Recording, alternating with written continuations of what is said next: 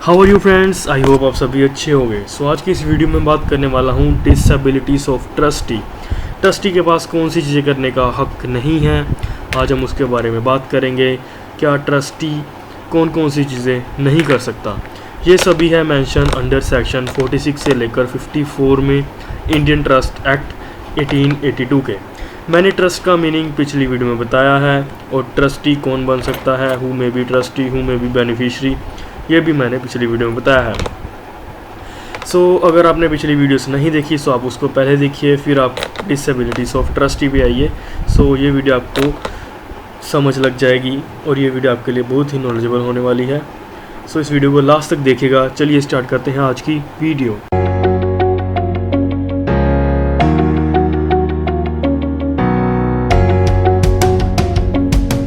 So guys, disabilities of trustee. Disability का meaning होता है कि ट्रस्टी कौन सी चीज़ें नहीं कर सकता, ट्रस्टी के पास क्या चीज़ें करने का हक नहीं है। ओके, ये मेंशन है सेक्शन 46 से लेकर 54 में, जो कि इंडियन ट्रस्ट एक्ट 1882 में आता है। ओके, सो हम इसको जानेंगे स्टेप बाय स्टेप। सबसे पहले आता है सेक्शन 46। सेक्शन 46 क्या करता है?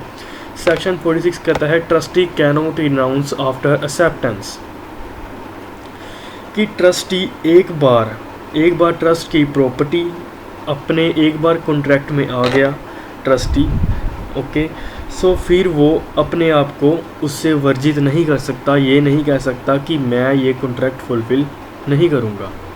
ओके, लेकिन वो कब कह सकता है? इसकी कुछ एक्सेप्शंस हैं।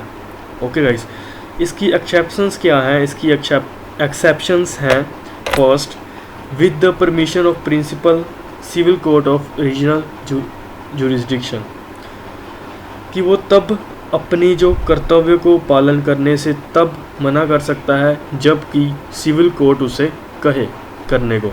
ओके, सेकंड है, जब जो बेनिफिशियरी है जिसके लिए उसने जिसकी बेनिफिट के लिए उसने ये कॉन्ट्रैक्ट में आया है, अगर वही पर्सन कहे कि तू अब फ्री है, तो ट्रस्टी जो है वो अपने आप को रिनाउंस कर सकता है, अपने आप को वर्जित कर सकता है फ्रॉम द कॉन्ट्रैक्ट। अगर बेनिफिशियरी जिसके लिए वो ट्रस्ट में आया था, उस बेनिफिशियरी की कंसेंट से, उसकी मर्ज़ी से, जिसके लिए वो ट्रस्ट में आया था, उसकी मर्ज़ी से अगर उसकी परमिशन हो कि वो रिनाउंस कर सकता है, वो वर्जित हो सकता है अपने कॉन्ट्रैक्ट से, वो पीछे हो सकता है अपने कॉन्ट्रैक्ट से। सो थर्ड है, बाय विचुअल of a special power in the instrument of trust. जो इंस्ट्रूमेंट ऑफ ट्रस्ट, जो कि ट्रस्ट का इंस्ट्रूमेंट है, जो कि डॉक्यूमेंट है ट्रस्ट का, अगर उसमें कुछ ऐसी प्रोविज़न दी गई है कि ट्रस्टी जो है वो अपने आप को रिनाउंस कर सकता है फ्रॉम द कॉन्ट्रैक्ट, तो उसके पास हक है कि वो अपने आप को रिनाउंस कर सकता है। ये कुछ एक्सेप्शन थी सेक्शन 46 की। वैसे ट्रस्टी के पास कोई राइट नहीं है। ओके, वैसे ट्रस्टी के पास ये राइट नहीं है कि वो अपने आप को एक बार कॉन्ट्रैक्ट में आ गया तो उसके बाद कहे कि मैं ये कॉन्ट्रैक्ट फुलफ़िल नहीं करूँगा, ये ट्रस्टी नहीं कर सकता। सो आगे आता है सेक्शन 47। सेक्शन 47 क्या कहता है? ट्रस्टी कैनॉट डेलीगेट, कि ट्रस्टी अपना ऑफिस, ओके, अपना ऑफिस, अपनी ड्यूटीज़ किसी को ट्रस्टी, एदर टू ए को ट्रस्टी और टू ए स्ट्रेंजर, किसी को ट्रस्टी को ट्रांसफ़र नहीं कर सकता। अपनी ड्यूटीज़, जो उसका कर्तव्य है, उसको फुलफ़िल करने के लिए वो किसी और पे नहीं सौंप सकता, और अपना जो ऑफिस है वो किसी और को नहीं सौंप सकता। लाइक अपने को ट्रस्टी को नहीं सौंप सकता, किसी स्ट्रेंजर को भी सौंप सकता, किसी अनजान पर्सन को अपनी जो ड्यूटीज़ हैं, अपनी कर्तव्य हैं, वो उसको नहीं सौंप सकता। ओके, फॉर एग्ज़ाम्पल, अगर ट्रस्टी का कोई कर्तव्य है कि उसका कोई ड्यूटी है कि वो जाकर बेनिफिशियरी को जो उसकी अमाउंट है वो दे, ओके, वो किसी और को भेज देता है देने के लिए अमाउंट, ठीक है। सो ये ट्रस्टी की ड्यूटी बनती है कि वो जाए, अगर ट्रस्टी को कोई काम सौंपा गया है तो वही करेगा। ओके, सो ऐसा नहीं है कि वो आगे को ट्रस्टी को कह दे कि तू जा मेरी जगह पे काम कर। ओके, वो अपने को ट्रस्टी को काम करने के लिए नहीं कह सकता अपने बिहाफ पे, लेकिन वो कब कह सकता है को ट्रस्टी को काम करने के लिए, उसकी भी कुछ एक्सेप्शन है। 47 की भी कुछ एक्सेप्शन है। वो कब अपने को ट्रस्टी को अपनी ड्यूटीज़ जो है वो सौंप सकता है कि तू मेरी जगह पर काम कर, तू मेरी जगह पर मेरी ड्यूटीज़ फुलफ़िल कर, मेरी जिम्मेवारी जो है वो तू सौंप ले। वो कब कर सकता है? फर्स्ट है इंस्ट्रूमेंट ऑफ ट्रस्ट। जब ट्रस्ट के इंस्ट्रूमेंट में, ट्रस्ट के डॉक्यूमेंट में, ट्रस्ट की कॉन्ट्रैक्ट में जब मेंशन होगा कि आप को ट्रस्टी को अपनी ड्यूटी सौंप सकते हो, तो वो तब सौंप सकता है। अब बात आती है को ट्रस्टी क्या होता है। को ट्रस्टी मीन्स जो ट्रस्टी ने आगे अपने नीचे कोई पर्सन रखा हो जिसकी वो हेल्प ले सके अपने ड्यूटीज़ को फुलफ़िल करने में। ओके, वो होता है को ट्रस्टी, जिससे वो अपना काम सौंप सके, वो होता है को ट्रस्टी। ओके, आगे आते हैं सेकंड एक्सेप्शन पे। सेकंड एक्सेप्शन क्या कहती है? The delegation is in the regular course of business. अगर हम किसी को ट्रस्टी को कुछ डेलीगेट कर रहे हैं, कुछ सौंप रहे हैं, कुछ जिम्मेवारी सौंप रहे हैं, तो वो जो है वो रेगुलर कोर्स ऑफ बिजनेस में आनी चाहिए। लाइक उसका जो आम काम है उसमें आनी चाहिए, जो वो रोज़ाना काम करता है उसमें आनी चाहिए। कोई स्पेशल उसकी जिम्मेवारी नहीं होनी चाहिए बेनिफिशियरी के प्रति। ओके गाइस, जो ट्रस्टी है वो अगर रेगुलर काम करता है, वो उसका रोज़ का काम है, तब वो अपने को ट्रस्टी को अपनी ड्यूटीज़ जो है वो सौंप सकता है। आगे आते हैं थर्ड एक्सेप्शन पे।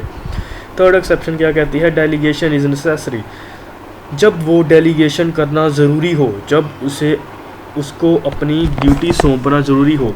लाइक ट्रस्टी ठीक नहीं है, उसको हार्ट अटैक आ गया, उसकी जगह पर को ट्रस्टी काम कर सकता है, ये तो है ज़रूरी। ओके, ये नेसेसरी है। अगर ट्रस्टी को कोई हार्ट अटैक आ गया, कोई हेल्थ प्रॉब्लम आ गई, तो उसका काम जो है वो को ट्रस्टी ही संभालेगा। ये तो हो गई ट्रस्टी की ज़रूरत। अब उसके पास कोई और चारा नहीं है, अब उसको को ट्रस्टी को काम सौंपना ही पड़ेगा, तब वो अपनी पावर जो है वो डेलीगेट कर सकता है को ट्रस्टी को। आगे आते हैं अगली एक्सेप्शन पे। वो है the beneficiary being competent to contract consent to be delegation. Same बात वही आ गई, जिसके बेनिफिट के लिए वो कॉन्ट्रैक्ट हुआ है, वो ट्रस्ट बना है।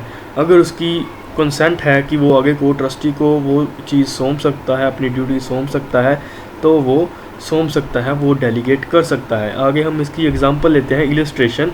ए bequeath to B 50 houses let at monthly rent in trust to collect the rents and pay them to C। Like a ने क्या किया? ए ने जो है बी को ये जिम्मेवारी सौंपी कि वो 50 हाउसेस से जो रेंट है वो कलेक्ट करे और सी को दे दे। 50 हाउस का इस वो बहुत बड़े होते हैं। 50 हाउस 1 2 3 50 हाउस मीन्स 50 घर। ओके, 50 घरों में से उसने जो रेंट है वो कलेक्ट करना है और सी को पे करना है। अगर वो एक एक करके घर में जाने लगा तो उसको बहुत ज़्यादा टाइम लग जाएगा। इसलिए उसने को ट्रस्टी इस पर्पज़ के लिए वो अपना को ट्रस्टी रख सकता है, क्योंकि ये आ जाता है रेगुलर कोर्स ऑफ बिजनेस में। उसका जो रेगुलर कोर्स ऑफ बिजनेस है उसको हर मंथली जाना पड़ेगा लोगों के घर में कलेक्ट करने के लिए। इसमें लिखा है मंथली रेंट्स, मंथली मतलब हर मंथ जाना पड़ेगा, तो ये रेगुलर कोर्स ऑफ बिजनेस हो गया। ओके गाइस, इसलिए वो अपना को ट्रस्टी रख सकता है। ओके, आगे आ गया सेक्शन 48। को trustee cannot act singly. Suppose करिए अगर किसी ट्रस्टी ने अपना को ट्रस्टी रखा हुआ है, वो सारा काम को ट्रस्टी पे नहीं सौंप सकता, वो सारा काम को ट्रस्टी को नहीं कह सकता। को ट्रस्टी और ट्रस्टी को मिलकर काम करना पड़ेगा, ये कहता है सेक्शन 48। ओके गाइस, आगे आते हैं सेक्शन 49 पे। Control of discretionary power. Where a discretionary power conferred on a trustee is not exercised reasonable and in good faith। Discretionary power क्या होती है? उसके पास कुछ हक होते हैं, कुछ पावर्स होती हैं। Okay, where a discretionary power conferred on a trustee is not exercised reasonable। अगर जो ट्रस्टी के पास पावर है, अगर ट्रस्टी उसकी उस पावर्स का सही तरह से उपयोग नहीं कर रहा तो सिविल कोर्ट उससे वो पावर छीन सकती है। सिविल कोर्ट के पास ये राइट है कि उससे उसकी पावर्स जो है वो छीन ली जाए, ट्रस्टी की पावर जो है वो छीन ली जाए। ओके गाइस, सो आगे हम आ जाते हैं section 50। Trustee may not charge for his services. Trustee कोई भी चार्ज नहीं कर सकता फॉर हिज सर्विसेज। अगर कॉन्ट्रैक्ट में कुछ प्रोविज़न दी गई है कि ट्रस्टी चार्ज कर सकता है तभी ट्रस्टी चार्ज कर सकता है, उसके अलावा ट्रस्टी चार्ज नहीं कर सकता अपनी सर्विसेज के लिए।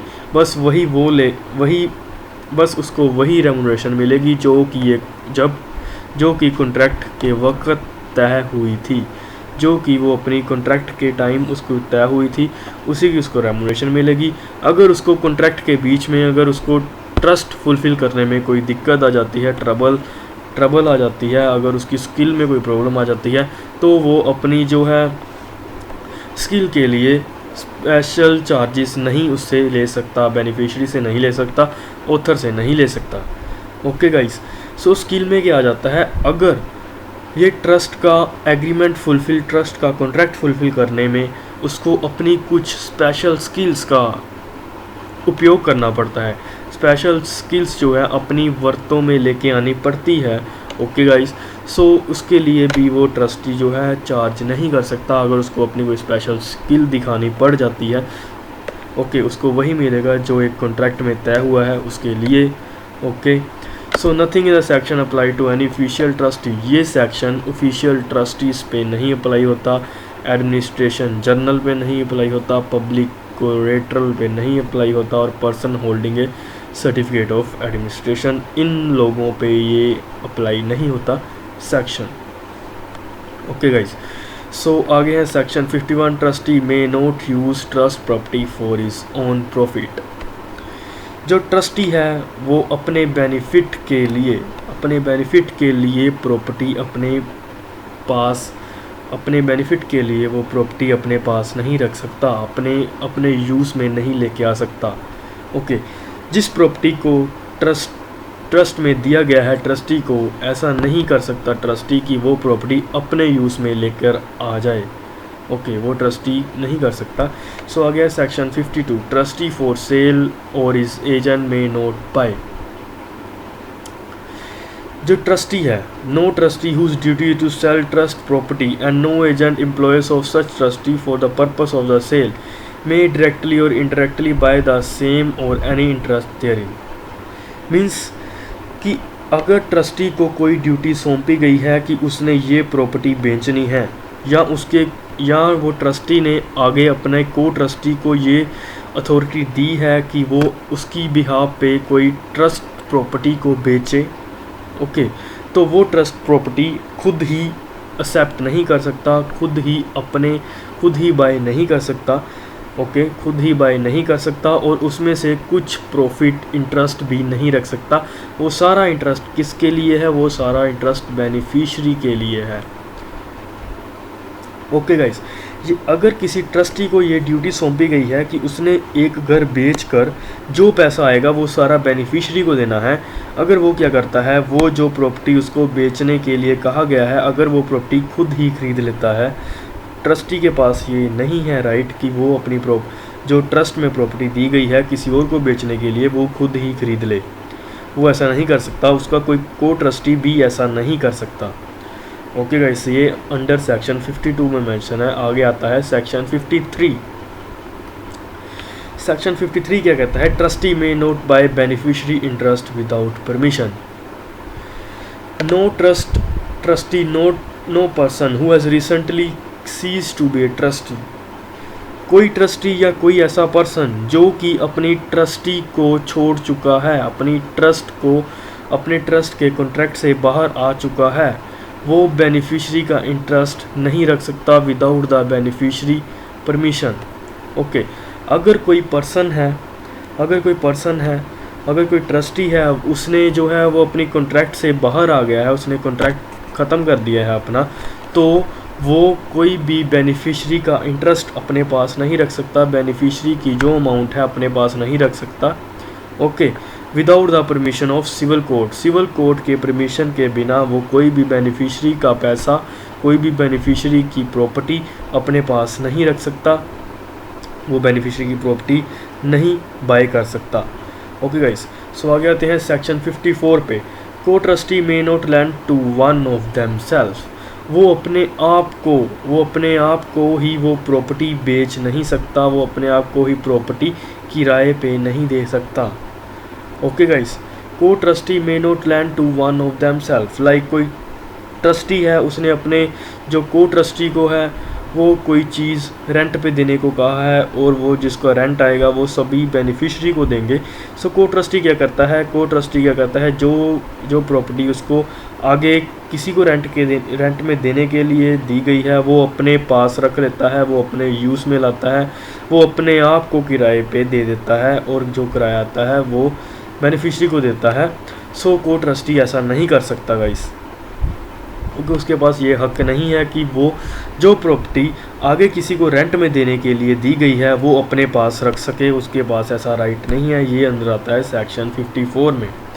सो आई होप गाइस आपको ये समझ लग गया होगा। अगर आपको कोई भी प्रॉब्लम है सो आप please go to the comment box, I will definitely answer your question.